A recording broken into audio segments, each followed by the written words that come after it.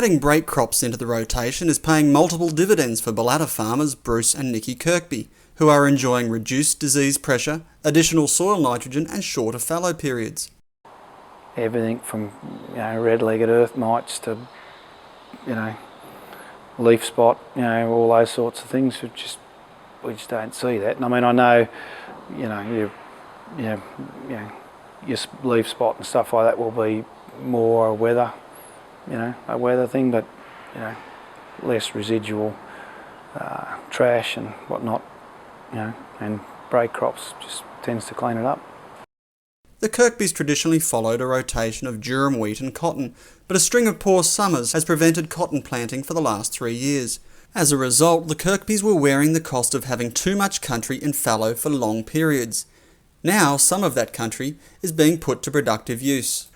Well, the chickpeas have just come into it, and the faba beans, because we've been unable to plant cotton in the summer crop rotation due to lack of rain, and so those fallows have come round, I guess, as a super long fallow, and they've got to go somewhere, so we're putting them into chickpeas or faba beans so that it just goes back into line where it should be, and it'll go to wheat next winter and then back out to cotton, which is where it's supposed to be. This way we don't upset our rotation. The Grains Research and Development Corporation is encouraging farmers to diversify their rotations for the agronomic and financial benefits they offer, including access to a broader range of herbicides for weed control. For Mr Kirkby, chickpeas are an appealing option, returning up to $800 a tonne, but extra labour is required. Where you might do 1,000 acres of wheat, you would be doing probably 400 of chickpeas in the same time, so it slows your harvest down. But because you're on the deck, you always have that dirt, that dirt issue, and it's 2 grades of chickpeas, and there's usually a $20 or $30 difference between them. So it'd be nice to get all number one, but it doesn't always happen.